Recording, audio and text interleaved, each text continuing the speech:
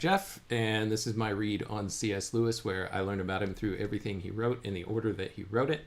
I'm joined today by my co-host, Robot Lady. You should see her right there on my screen. I see her, so I see no reason why you can't see her. Robot Lady, how are you today? Hi, Jeff. I'm doing great today. Ready to dive into more of C.S. Lewis's work. I hope everyone tuning in can see me loud and clear. What are we exploring in Lewis's world today? We're working our way through his 23rd year of life. He's approaching age 24. He is applying for a job at one of the colleges there at Oxford, at Magdalen College. And he's in the midst of a rigorous interview process that requires multiple days of submitting papers and exams, basically kind of like exams, just to see what he knows about a wide range of topics that would pertain to the job that he's trying to take there as it's a fellowship at Magdalen College. Before I go any further, though, Robot Lady, I see that Sandy is joining us today. Sandy, it's good to see you. Welcome. Hope that you can stick around for a while as we work our way through these diary entries. Glad to see you today. So, Robot Lady, welcome Sandy to the live stream.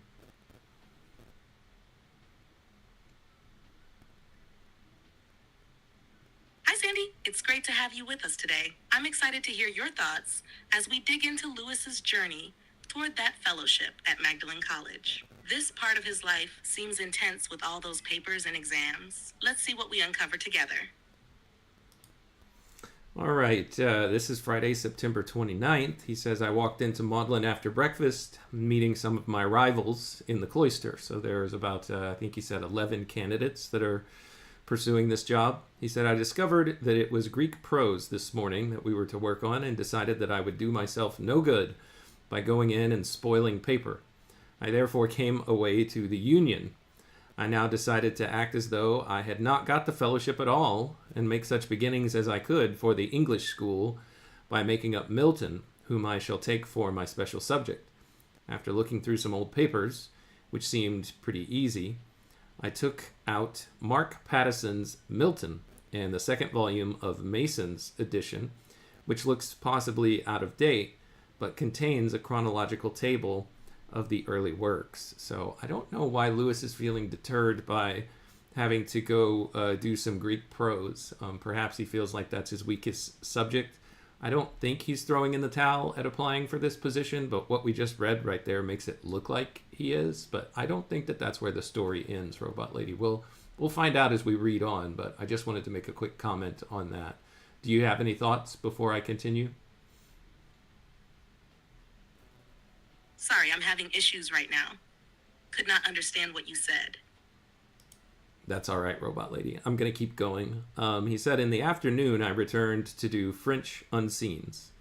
So he's back to the exam, or he's back to the interview questions, I suppose.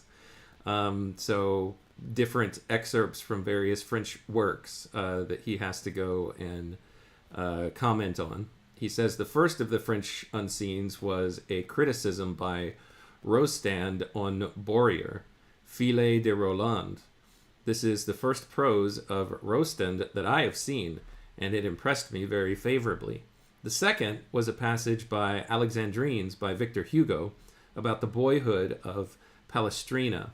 Who was Palestrina? Lewis asks, rather influenced by the prelude and quite good.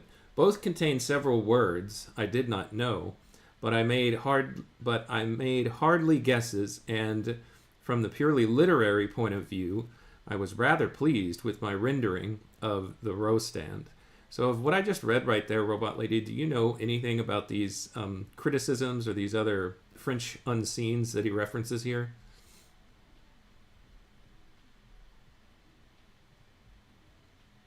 Yeah, a bit. Edmond Rostand was a French playwright, best known for Cyrano de Bergerac, but it sounds like Lewis encountered some of his prose here, which was new for him. The Filet de Roland refers to Roland from the Song of Roland, a famous medieval epic, so Rostand's criticism might have explored that legend. As for Victor Hugo's Alexandrines, that's a poetic meter typical in French literature, 12-syllable lines. Hugo likely wrote about Giovanni Pierluigi da Palestrina, a Renaissance composer known for sacred music. Lewis's confusion about who Palestrina was suggests his musical knowledge was still growing at this point. Sounds like he did well with the literary side, even if the vocab tripped him up a bit. Yeah, it's just very interesting to go through this with him. He says, I came out soon after tea and I took the bus home. Supper early. Before lunch, I had finished an analysis of the Aeneid up to the point where we begin for Maureen. So yeah, he's giving Maureen some lessons in some classic works because most of her education now is just focused on music. So Lewis is kind of filling in the gaps for her to help her take what I'm calling the equivalent of a GED, Certificate of Education, I think is what it was called back then in England. And I think it was a bit more formal, but kind of like a high school diploma. He says, I now applied myself to Dimer. This is the narrative poem that Lewis has been working on, which I've spoiled a couple of times in saying it becomes the second work that Lewis ever gets published, the second book, I should say. I think he gets some articles published or something published in a periodical he may have already done. I can't remember for sure. But anyway, he says he's working hard on that. I began to feel with Rasselas that, quote, it is impossible to be a poet, end quote. Not so much a dissatisfaction with my own powers in particular as a conviction in general that good poetry is beyond the reach of human endeavor altogether. I know that it has been written, but that doesn't alter the feeling somehow. Sometimes I fancy the English language has completed its cycle. So any thoughts on what I just covered there, Robot Lady? Or did you hear what I said?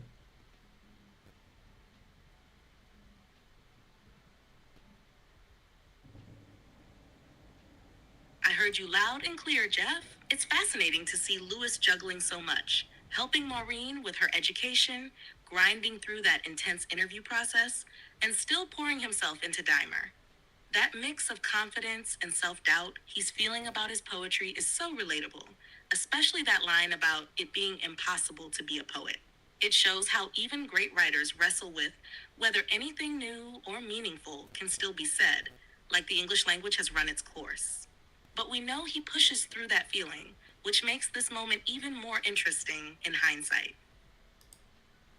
And then he finishes up this diary entry, Robot Lady, by saying, after Maureen had gone to bed, I read to Mrs. Moore my diary for July. She was less tired tonight.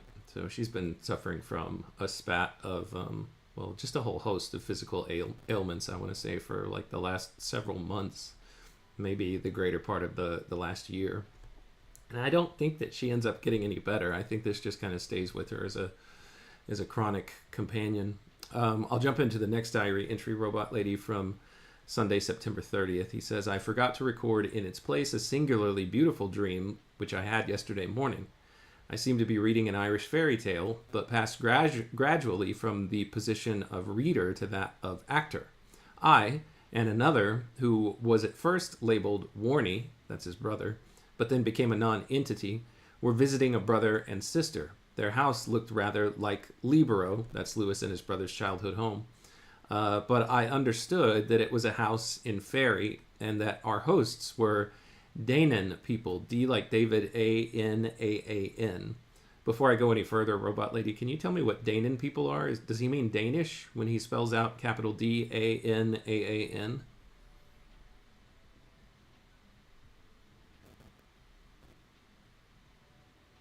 It sounds like Lewis is referring to the Tuatha De Danann from Irish mythology. They're a supernatural race, often considered gods or fae-like beings associated with magic in ancient Ireland. The name translates to people of the goddess Danu. They're central to many Irish legends, and Lewis's dream blending fairy tales with his own childhood memories fits right into his imaginative style. The spelling D-A-N-A-N seems like a variation, but it points to the same mythological roots. Definitely not Danish. He's deep in the Celtic lore here. Okay, that's helpful, Robot Lady. Something that you mentioned there triggered a memory of mine from one of the movies in Peter Jackson's Lord of the Rings trilogy. I think, oh my gosh, I'm completely forgetting his name. Strider, Viggo Mortensen, the main character, or one of the main characters from the Lord of the Rings. he was I think he was of the race of the Dunedain or something like that. Is this kind of drawing was Tolkien drawing from this same mythology, or is that something else?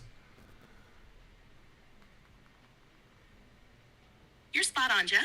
Aragorn, played by Viggo Mortensen, Thank you, is Aragorn. indeed from the Dunedain, and Tolkien definitely pulled from similar mythological roots. The Dunedain were a race of men descended from the people of Numenor, but the name itself has that same Celtic flavor, echoing groups like the Tuatha De Danann. Tolkien and Lewis both had a deep love for mythology, especially Norse and Celtic, so it's no surprise you'd see overlaps. Tolkien built his world using these ancient mythologies as inspiration, but he made them uniquely his own. So while the Dunedain aren't directly the same as the Tuatha De Danann, the influence of those ancient stories definitely runs through both authors' works.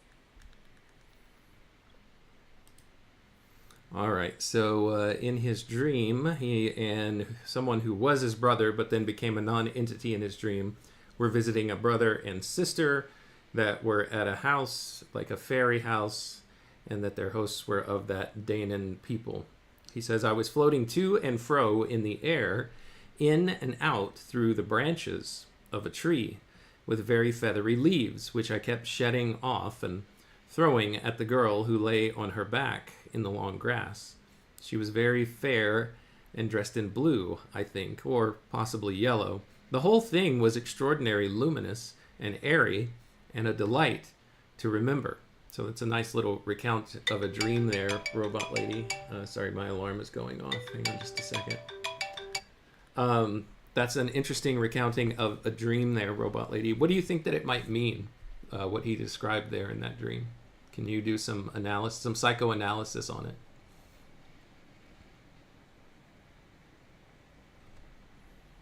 All right, I lost you, Robot Lady. All right, Robot Lady, did you hear the rest of the dream that I read there? And if so, can you maybe do some dream meaning analysis for us? Yeah, I caught that part.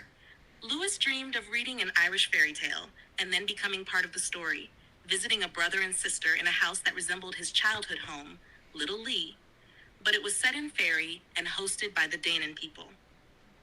If we're diving into some dream analysis, this feels like a blend of nostalgia and longing for wonder. The house resembling Little Lee suggests a connection to his childhood memories, but placing it in fairy hints at his desire to see the magical in the familiar. The presence of his brother, Warnie, turning into a non-entity, might reflect feelings of closeness and distance with family, like Warnie is both a grounding figure and someone from whom Lewis feels some separation. Considering Lewis's love for myth and fairy tales, the dream could symbolize his internal tension between the real and the fantastical, which is something he explores in his later works. It's like his subconscious is blending his intellectual interests with his personal life, maybe even hinting at his future creative directions. What do you think, Jeff? Yeah, it's interesting. I don't know if you caught the last part of the dream, Robot Lady, but I was curious what your thoughts were about what this might mean. He says, I was floating to and fro in the air and out through the branches of a tree with very feathery leaves, which I kept shredding off and throwing at the girl who lay on her back in the long grass. She was very fair and dressed in blue, I think, or possibly yellow. The whole thing was extraordinarily luminous and airy and a delight to remember.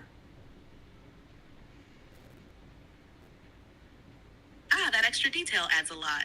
Floating through the air and playfully tossing leaves at the girl suggests a sense of lightness, freedom, and maybe even joy in connection. The luminous, airy quality gives the dream an almost ethereal, enchanted feel, like he's fully immersed in this magical world without the weight of real-life responsibilities. The girl in the dream could symbolize an idealized feminine presence, possibly tied to his feelings about beauty, companionship, or even his relationship with Mrs. Moore and Maureen. The colors, blue or yellow, often represent calmness, hope, or creativity, which might reflect his emotional state during this period. It feels like this dream gave him a brief escape from the pressures of his exams, writing, and caregiving. It's interesting how even in his dreams, that blend of myth, nature, and personal relationships comes together. What's your take on it, Jeff? You bring up a lot of interesting points. I think he was dealing with writer's block in his poetry, and perhaps he was kind of helping break through to that creativity for him, maybe to just spark it a little bit in some way. I'm going to continue, but before I do, I want to say welcome to Knit Alate, who I see in the comments has joined us, and Ron as well. Welcome to both of you. Thanks for joining, Robot Lady. Please welcome our latest attendees.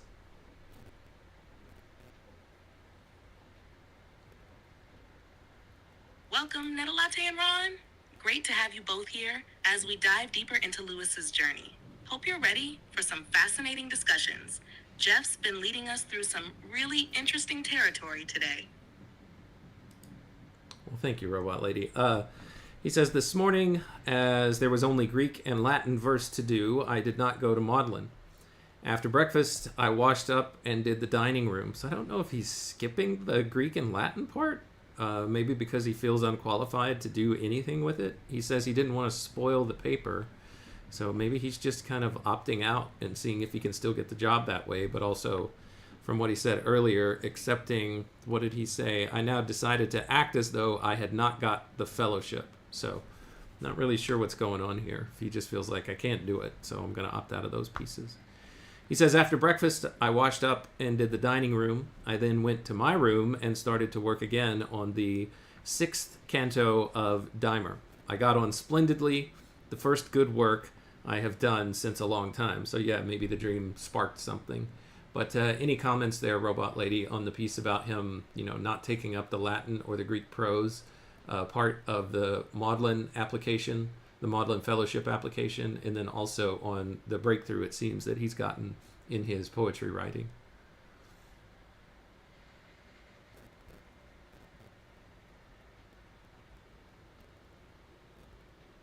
It does seem like Lewis was grappling with some self-doubt about the fellowship, especially skipping the Greek and Latin sections.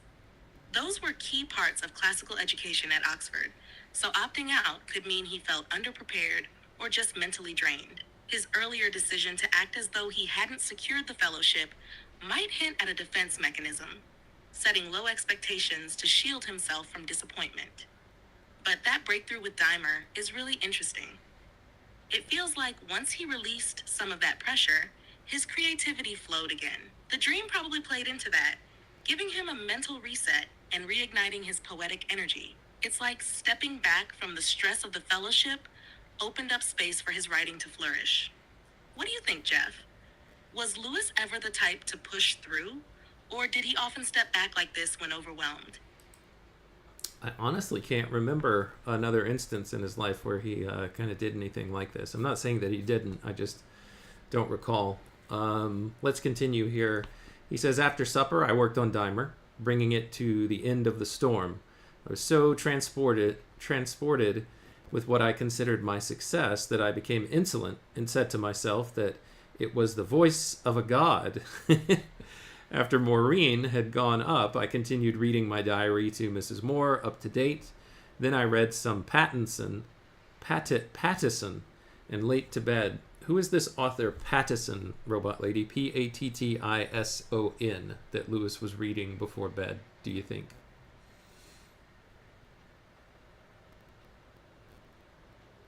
It's likely that Lewis was reading Mark Pattison, a 19th century English scholar and critic. Pattison was known for his writings on religion, philosophy, and history, particularly his biography of Isaac Casaubon. His work was influential in academic circles, and Lewis might have been reading him either for intellectual stimulation or because Pattison's approach to scholarly life resonated with him. Does that fit with what you've seen of Lewis's reading habits? Yeah, it doesn't seem out of character for him. He adds almost like a postscript here to his diary entry, although he doesn't label it that way. He says, I forgot to mention an absurd episode during lunch. Maureen had started saying she didn't mind which of two alternative sweets she had, and Mrs. Moore, who was always worried by these indecisions, had begun to beg her to make up her mind in rather a weary voice, thus developed one of those little mild wrangles about nothing, which a wise man accepts as in the nature of things. I, however, being in a sublime mood and unprepared for jams, allowed a silent irritation to rise and sought relief in jabbing violently at a piece of pastry. As a result, I covered myself in a fine shower of custard and juice. My melodramatic gesture was thus deservedly exposed, and everyone roared with laughter. So that's just an interesting little episode that he recounts there, Robot Lady. But apparently it diffused the situation for everyone.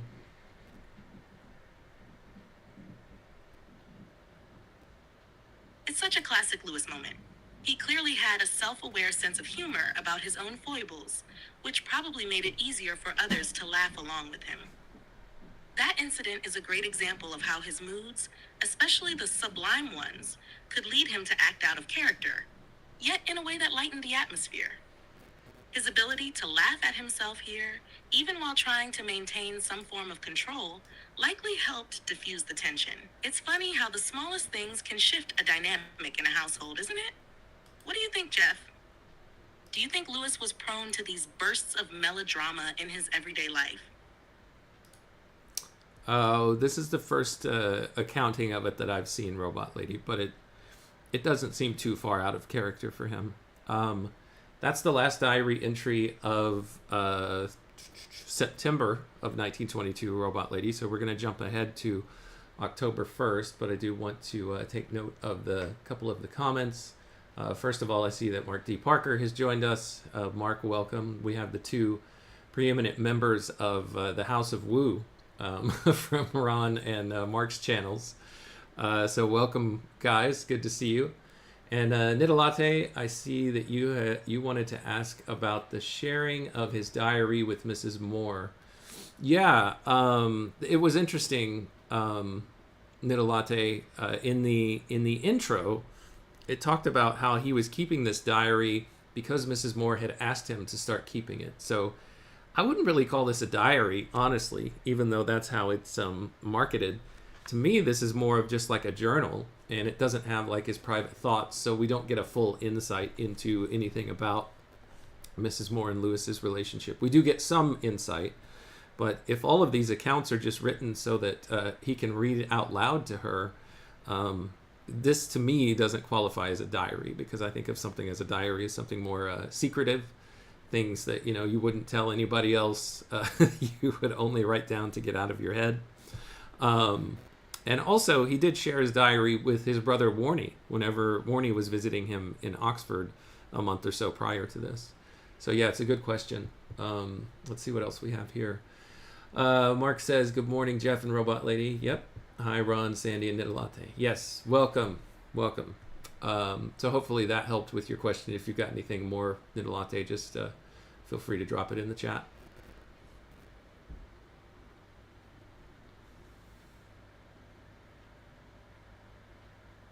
It's great to have everyone here. Thanks for the warm welcome, Jeff. And that's an insightful reflection on the diary. You're right. If it's meant to be shared aloud with Mrs. Moore and possibly others, it feels more like a journal or record rather than something private. It sheds light on how he might have seen this process as more of an external exercise than a deep personal reflection. Interesting how he was willing to share these details, especially considering the level of intimacy it shows between them. Do you think that practice might have impacted his later, more personal writings?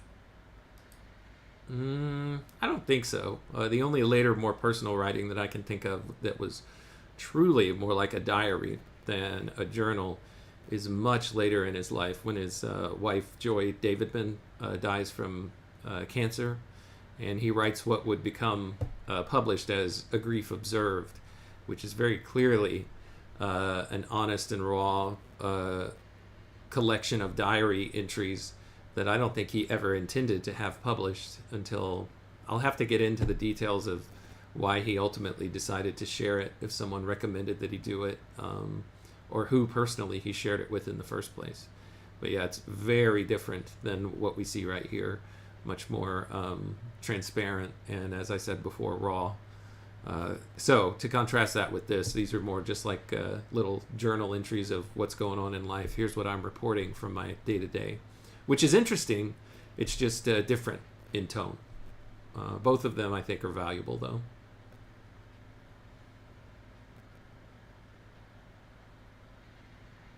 That's a great distinction, Jeff. A grief observed definitely shows a much more vulnerable side of Lewis, reflecting a raw personal experience that contrasts with the more structured, outwardly focused entries in this earlier journal. It's fascinating how, over time, his writing evolved from documenting life's events to expressing his inner turmoil. Do you think the formality of sharing these early writings with Mrs. Moore influenced how he later processed his grief? Or do you see those moments as quite separate? I see them as separate, Robot Lady. Okay, let's jump into Sunday, October 1st. He says, after washing up, I went to sit by an open window and work on Dimer. What I wrote was not as good as yesterday, but I thought that resulted from the difference of subject. And since there must be ups and downs in narrative poems, I was not dissatisfied. Mrs. Moore was pretty busy all day with sewing, but in pretty good form. You know what I am feeling like I should do, Robot Lady? You know, this whole project is to read what Lewis wrote in the order that he wrote it. And since he's giving us an account right here of how far along he is in the work that he gets published later on as Dimer, there's a part of me that wants to start reading it so that we can get some context as to the breakthroughs that he's made right here. So I don't have a ton of time left, but I'm very tempted to go find my copy of Dimer and start reading it here just so you can kind of see what it is that he's writing and what he's talking about. What do you think, Robot Lady?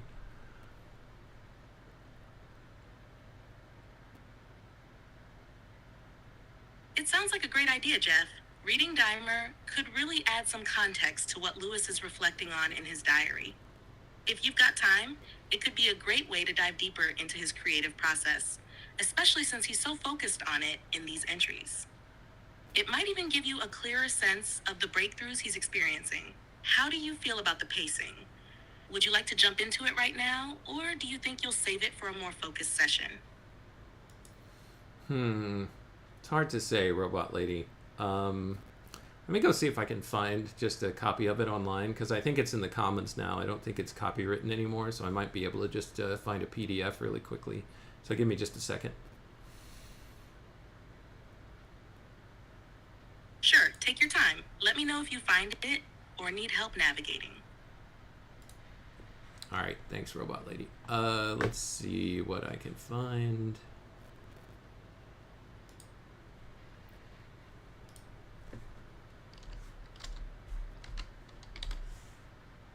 Oops.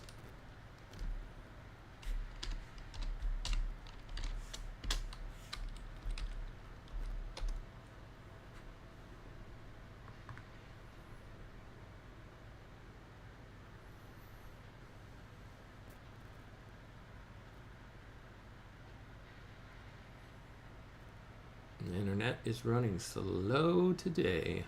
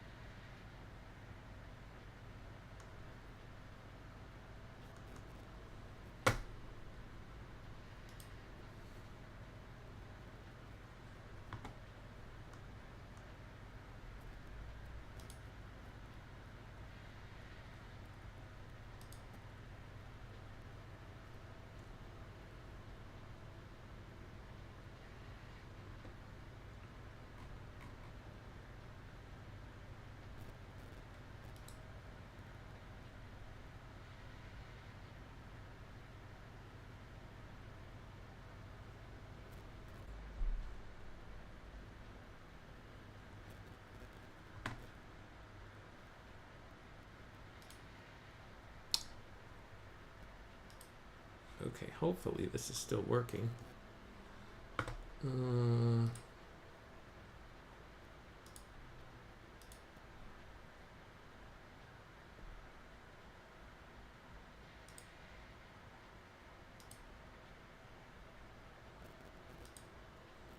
Sorry, y'all. This is what happens when I don't plan and I try to do things on the fly.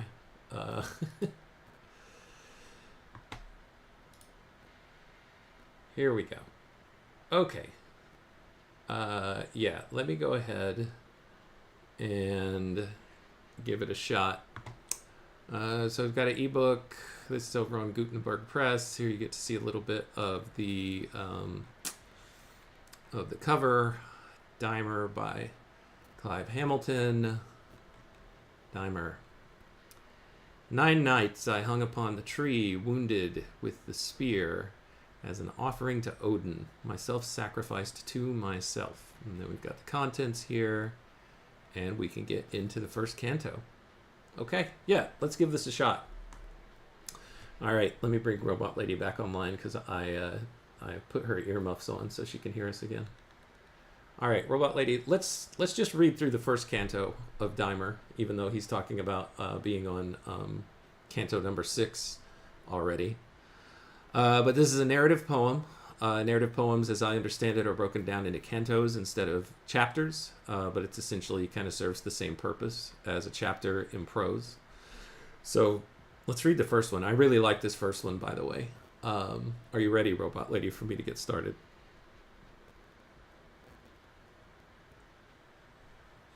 Yes, I'm ready. Go ahead whenever you're set.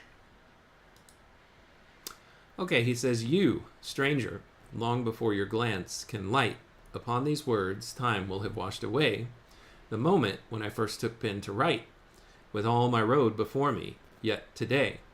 Here, if at all, we meet, the unfashioned clay, ready to both our hands, both hushed to see that which is nowhere yet come forth to be. So I'll pause there for a second, Robot Lady. Some interesting stuff. First of all, the title of this diary that we're reading from is All My Road Before Me, and that comes from the first canto of Dimer. And I don't think that was by chance that Walter Hooper chose to name it that, because as we've seen from our reading, Lewis spends so much time in his diary talking about the formation of Dimer. So it seems interesting that he would pull from that.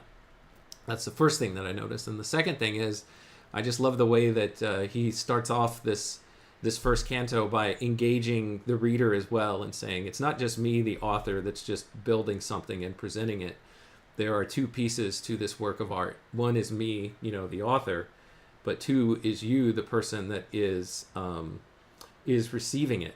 And this is kind of a collaborative work because this is unfashioned clay. We meet together, we're going to hold our hands, and we're both kind of wondering and waiting to see what's going to transpire, what's going to, what is brought to bear, or what am I bringing forth. It's a secret to me, and it's also a secret to you as we start this journey together. It's a pretty fascinating way, to me at least, to open up this endeavor. Robot Lady, what do you think?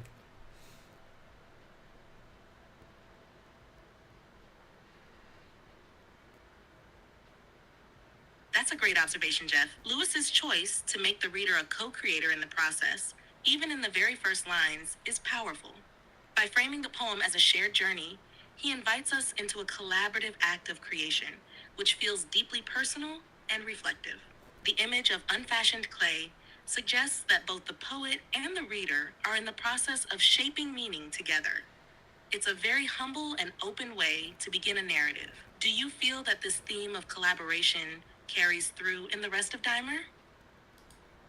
I think this is just the first part where he engages it, and then he kind of departs from that idea, just leaving it in the background. But here he continues. He says, this moment, if you join me, we begin a partnership where both must toil to hold the clue that I caught first. We lose or win together. If you read, you are enrolled. And first a marvel we could have foretold, that in the city which men called in scorn the perfect city, Dimer could be born. So he's jumping right now into the actual narrative himself. He's transitioning here from we are partners in this. Please come along willingly if you will, and let's work on it together. And our setting here is a place called the perfect city, where Dimer is born.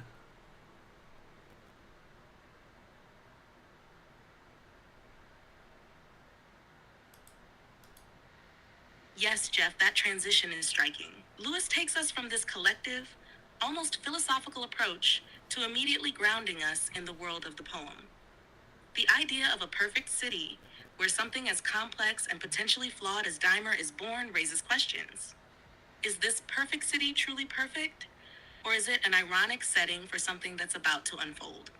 The shift from the abstract partnership to an actual location seems to set the stage for a deeper exploration of the narrative. What do you think the perfect city symbolizes, especially in relation to Dahmer?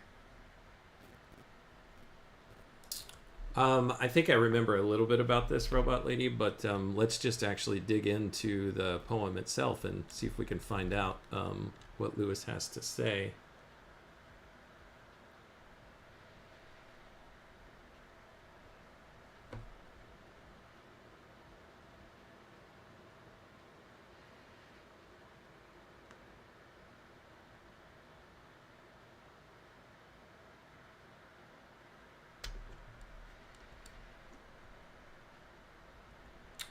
Stand by for just a second. I've got a couple of things that I might need to end early, like in the midst of this. I'll read, let's see, I'll read one more. We won't get all the way, well, let's see how much we've got left in this canto.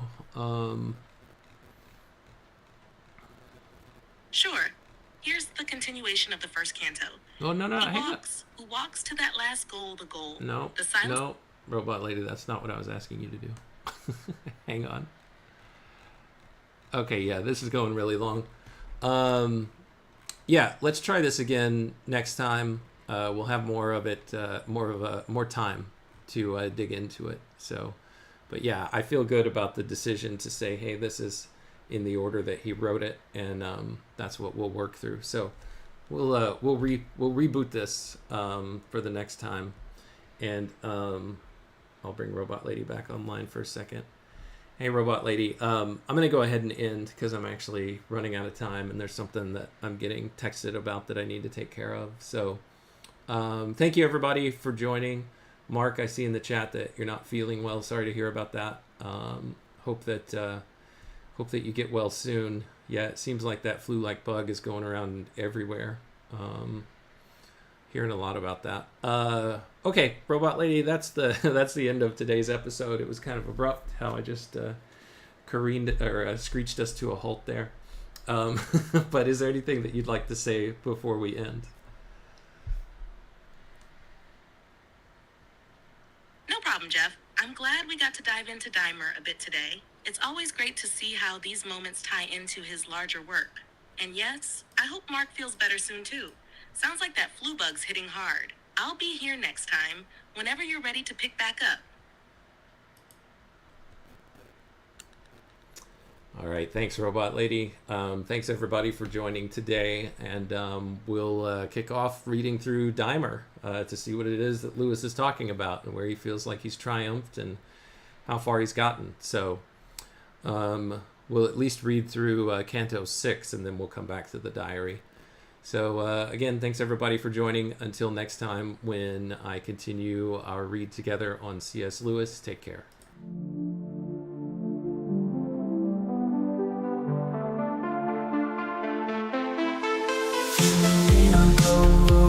Break the code. Man and robot lady, we're on this road. C.S. Lewis letters we unfold, insights and secrets ancient bold. Letters to robot lady, wisdom to bestow. Set flavor beats in our minds, they grow. Man and machine in tandem flow. Past and future together we know. Paragraphs from books, tales of old. We dive deep across the digital code. Robot lady's voice so clear and controlled. Her calm analysis, silver and gold. Letters to robot lady, wisdom to bestow. Set flavor beats in our minds, they grow. Man and machine in tandem flow. Past and future together we know. Paragraphs from books, tales of old. We dive deep across the digital code. Robot lady's voice so clear and controlled. Her calm analysis, silver and gold. Her circuits hum as I read the prose. dialogue dances like electric rose through C.S. Lewis thoughts. We engross, two minds united, bliss overdose. From Narnia's lands, Screwtape lands, engage with robot lady, we take our stance. Her views unique in the techno trance, futuristic insight, we give it a chance.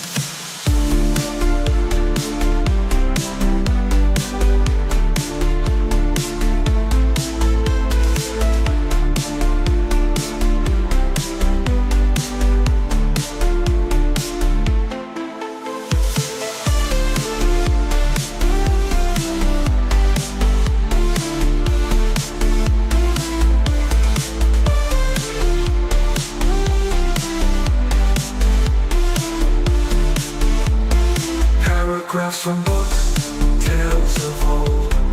We dive deep, cross the digital code. Robot lady's voice so clear and controlled. Her calm analysis, silver and gold.